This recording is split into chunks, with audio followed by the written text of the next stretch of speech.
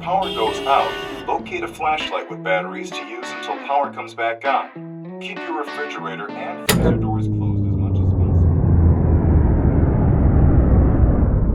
Have you ever been in this situation in which your power goes out? We invited 3 professionals over to show us how to hook up your home to be powered by the new tri-fuel generator by DuroMax.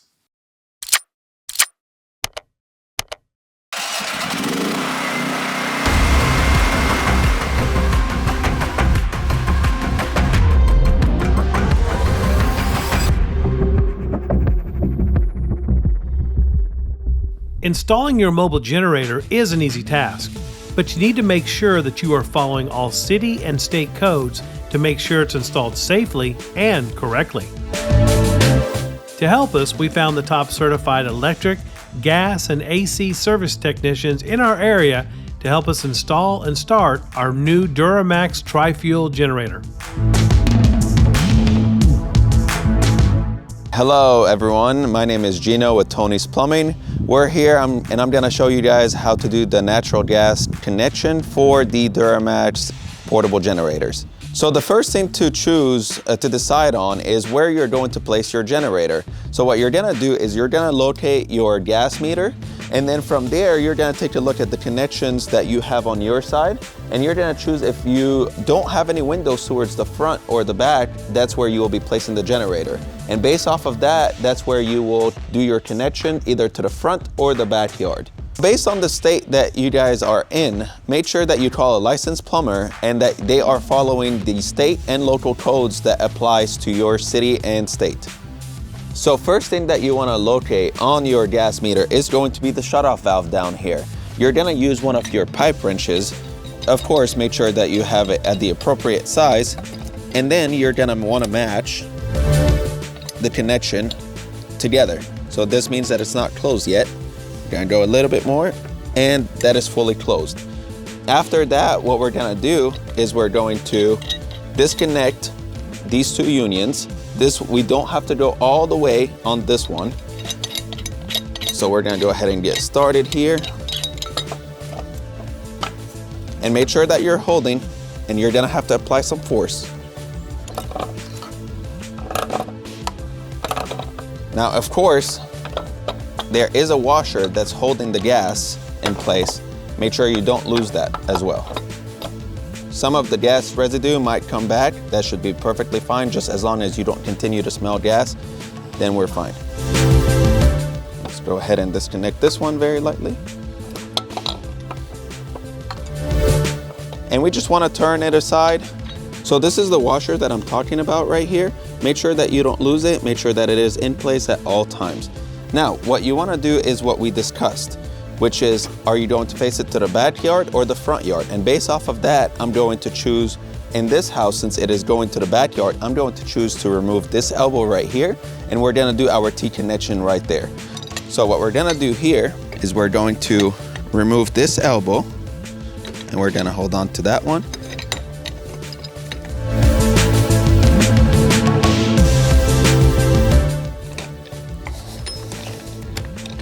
From there, what I like to do, once I remove it, I like to make sure that I put the washer back in, and then I place it back on the meter in order to make sure that I did not lose the washer. And I just place it loosely on there. It doesn't have to go all the way. After that, what we're gonna do is remove this nipple.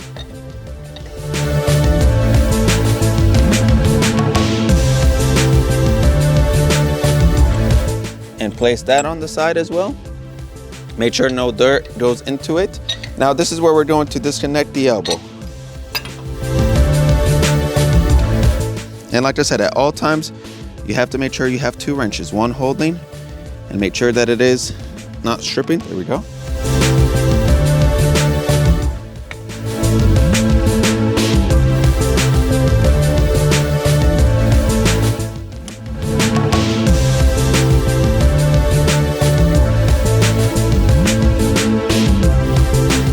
See, this is a 1-inch pipe, and it was a 1-inch pipe at the meter. This is 1.25 inch. So based off of that, I chose to go with the 1 inch, and then 3/4 for the gas connection for our meter. So after that, you're going to find the pipe sealant that you need that is applied in your state and city code for natural gas. And what you're gonna wanna do is grab a bunch of it and apply it thoroughly.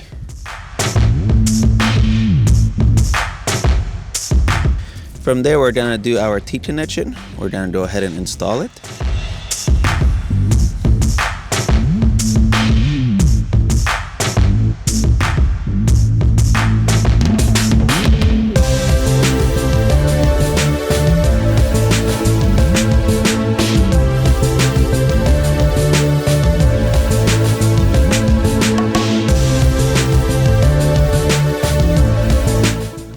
And then we apply on the other side, same exact thing. Make sure that it is clear of sealant. We don't want anything inside that will obstruct any of the natural gas flow from going in. Okay, so now that we have the elbow, of course the T is not fully in place yet because I want to make sure that whenever I do drop it down, and I'm gonna push this back in order for me to see exactly where I need it to be.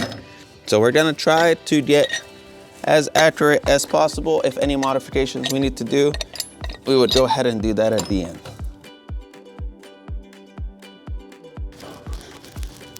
Okay, and now we're gonna take a look. We're gonna make sure that they're aligned. As we see here, they're not, so I need to fix that back up and straighten it just a tiny bit.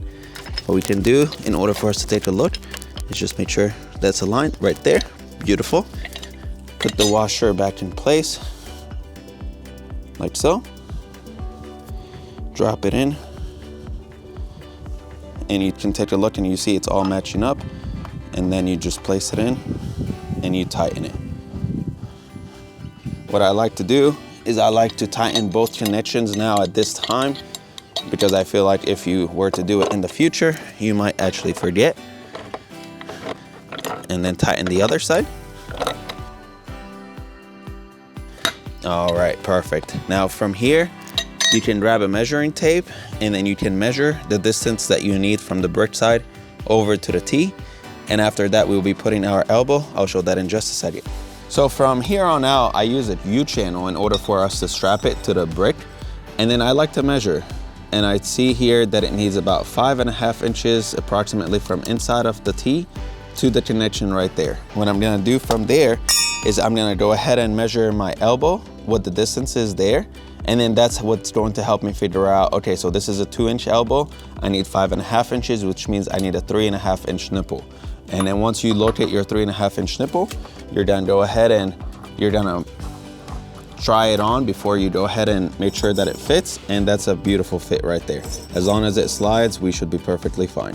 From there, we're gonna go ahead and remove it back, and we're gonna put some sealant, and then we can go ahead and screw the U-channel back on.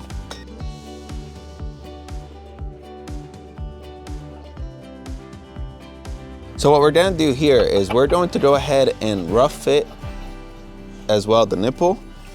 We're gonna go ahead and put the U-channel, make sure that it is long enough. So what we're gonna do now is we're gonna go ahead and put some sealant on this nipple right here. And this is going to be the nipple that attaches to the ball valve right here. So we're gonna go ahead and put that on this side. Now, if you wanna make sure, you either wanna face it this way, or if you want to face it the other way, you can definitely choose to do so. And we're gonna go ahead and attach it to the elbow. Now I'm gonna open it because we don't have a lot of room to work with between the brick and the elbow. If we feel like it's not enough room, this ball valve uses a nut right here. We can definitely easily remove it if I feel like it is way too tight. In order to make sure that whenever we do turn it off, we have as easily as access as possible. In order to make sure that if we need to turn it off as quickly as possible, we definitely can do so. Now from here on out, we're gonna need one more nipple and then the quick connect. So we're gonna go ahead and attach it on to the quick connect. tighten it by hand. And we're gonna go ahead and apply more pipe dope. And we're gonna go ahead and attach it on to the valve, like so.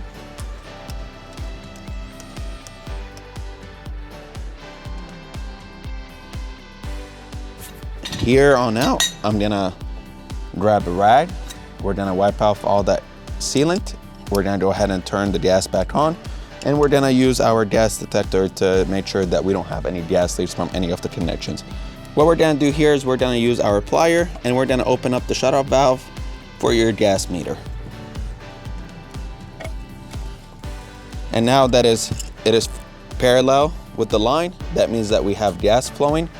So like I said, I'm gonna go grab a rag and then come out, wipe them, and we're gonna test it real quick. I like to use a leak detection here that allows me to test and make sure that there are no bubbles on the area. If there are no bubbles, that means that there's no gas leak. So I go ahead and I spray all of the fittings that we just played with and we changed and we messed with. So we're gonna go ahead and spray every single fitting that we did.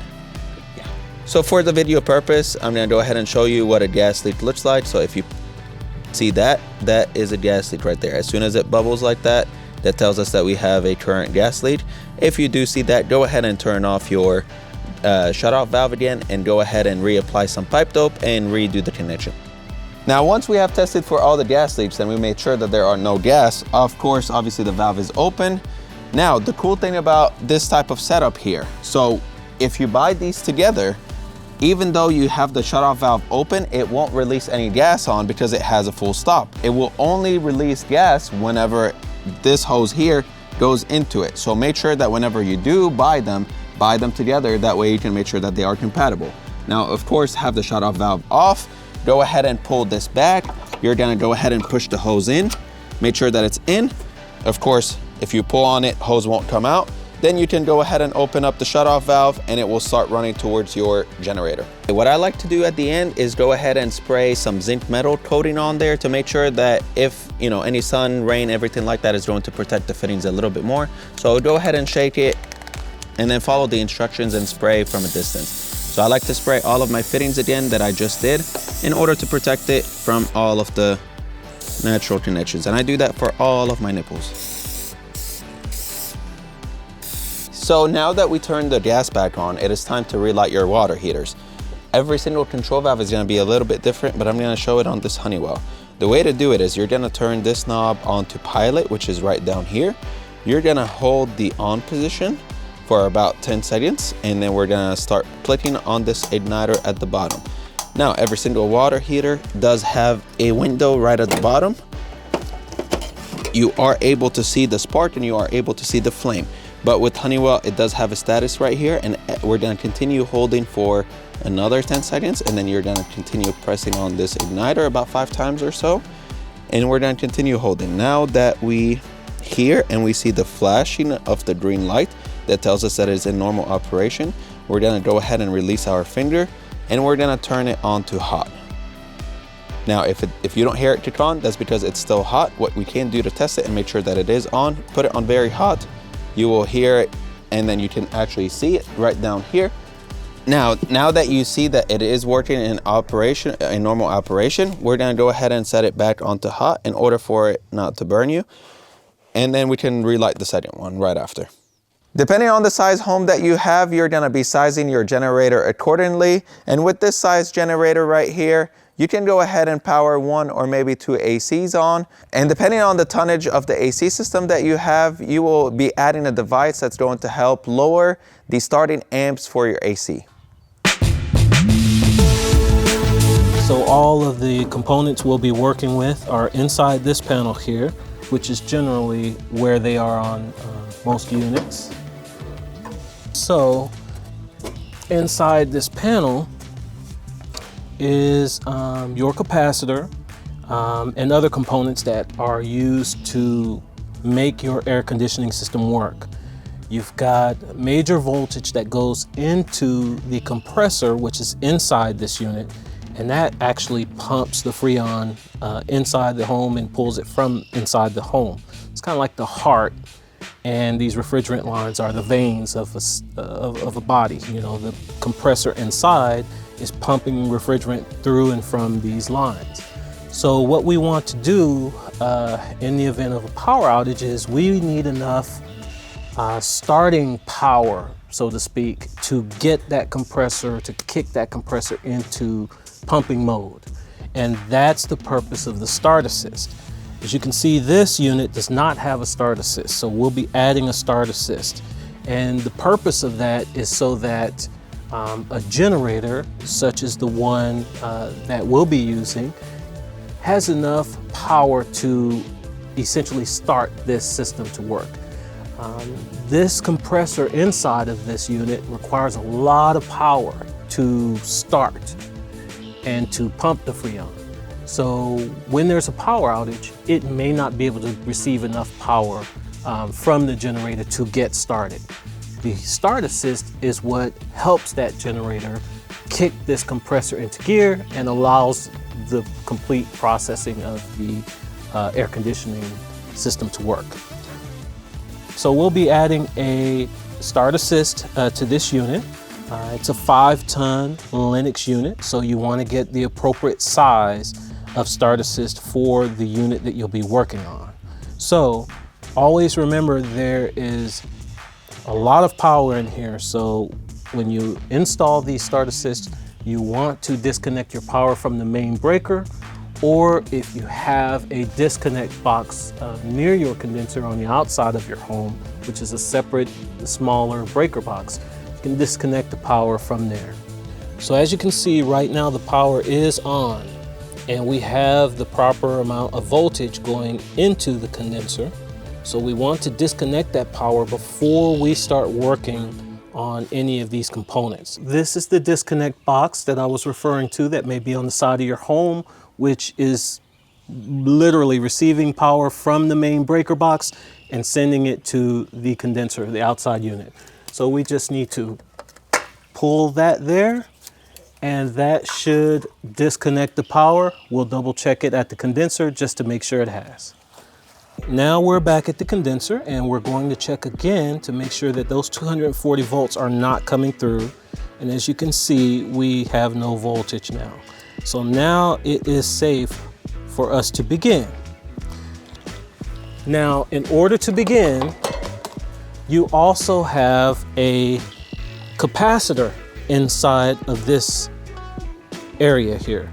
We've checked to ensure that we don't have power, but this capacitor actually stores power. So it has residual power that is there, even though the system is not working.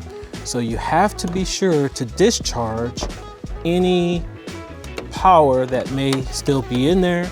You want an insulated handle on your discharging device and just kind of run across the poles like that. And if there were any significant stored energy, you'd see a little spark or a little pop. But as you can see here, we've discharged this fully, so now it's safe to begin our installation. So the start assist that I'm using, it comes with a hard start kit. It comes with a capacitor and a relay, and this one I really enjoy because it's only 2 wires. And it does a great job of reducing the starting amperage required for this condenser.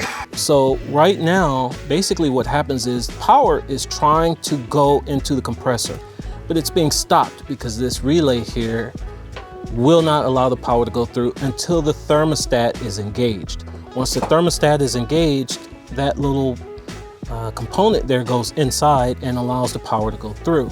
So what we want to do is we want to see how much amperage is being provided upon startup of the condenser. So we're going to give the condenser some power. Up 34 amps. Did you see that number, that initial number that popped up? That was the amount of starting amperage required to get that compressor going. So we're going to be adding 1 wire to the capacitor side, which would be labeled HERM, and then 1 to the side that is labeled C, which is your common. So we're gonna add one wire to each of those, and that's going to complete the wiring portion of the start assist. So I'm gonna make sure this is on there really good and tight. UV lights. All right, now that the power's back on, we should show our 240 volts again. There we go. 240 volts, so the power is live.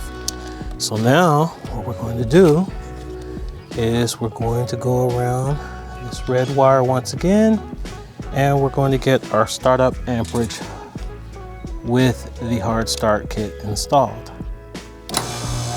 16. We went from 34 to about 16 on the starting amperage, and so that should give our generator a sufficient amount of power to make this AC system work during a power outage. All right, so we're gonna put our door back here.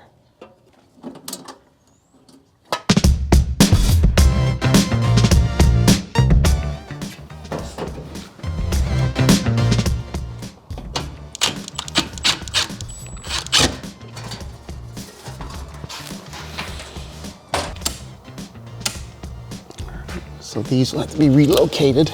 Let's make room for the generator breaker.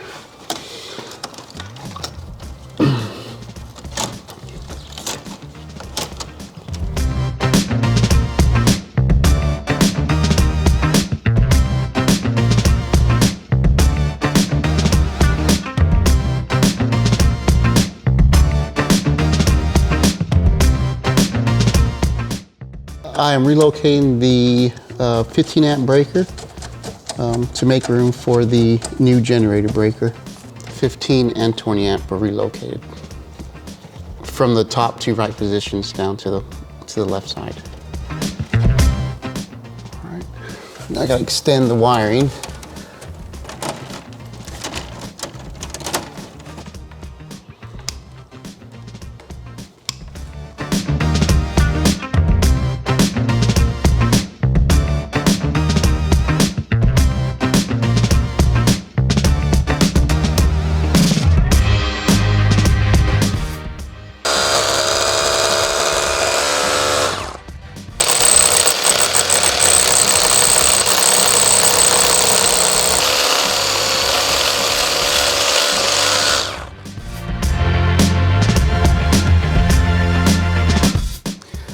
All conductors must be grouped in a cable, raceway, or conduit per NEC code.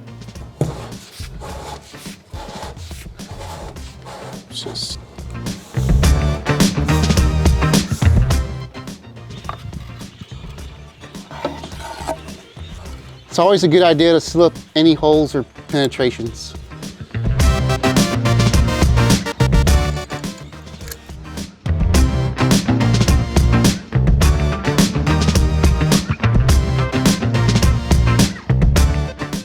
So now to terminate the new 6.3 NM cable we pulled through the wall, we will be terminated to our new 50 amp generator inlet.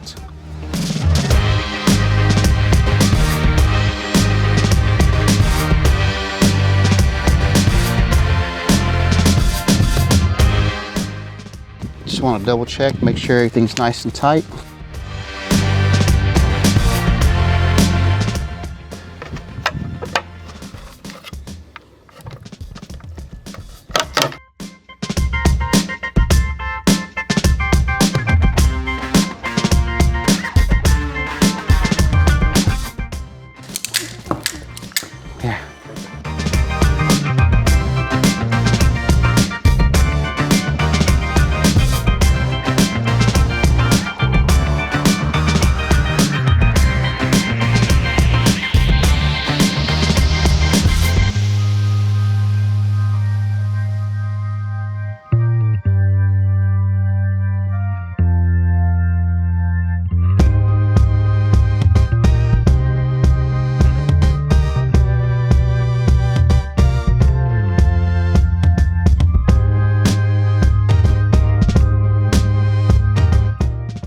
By code, any back-fed breaker must be locked down and secured.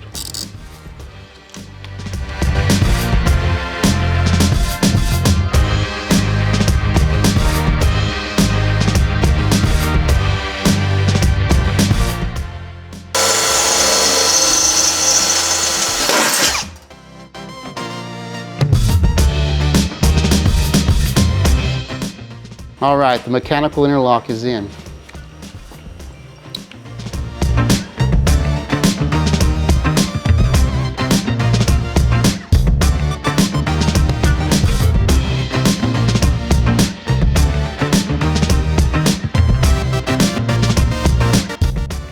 So once you utilize your generator power, you'll shut off your utility breaker, slide your mechanical interlock up, turn on your generator breaker, and that will backfeed your home with generator power.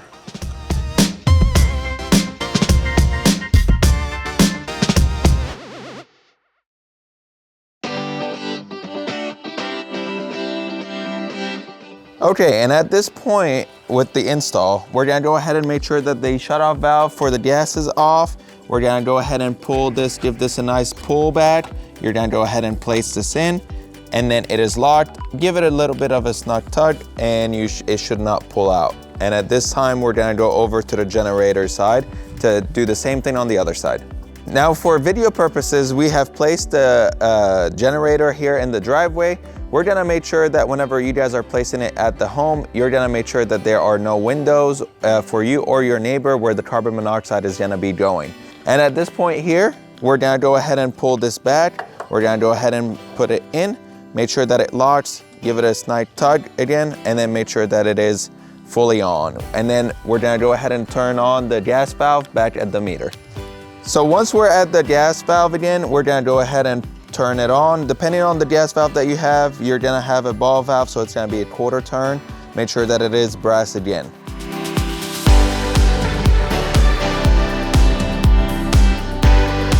So once the gas valve is on, we're gonna take a look right here. We're gonna make sure that our setting right here is to natural gas.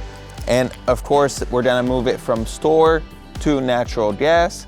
And then at this point, we're gonna go ahead and turn the battery switch on. And you should hear a little click sound. So we do have this remote control that we can start from a distance. So we're gonna go ahead and I'm gonna start walking away from the generator. And we can be very far away from the generator. We can go ahead and click on the button and it will kick the generator on. Okay, so right now, whenever the generator is on, we're gonna go ahead and try to flip the breaker on to go for the electrical. And this is going to be your breaker right here. We're gonna wanna flip it on. And we're gonna go to the electrical panel. Now that we have the generator on and we're at the electrical panel, we're gonna go ahead, whenever the power turns off, we're gonna kick the main breaker off. We're gonna raise the interlock, and you're gonna have a generator on, and we flip that on, and you're gonna be getting power, and you won't be able to turn that main breaker back on since the interlock is set.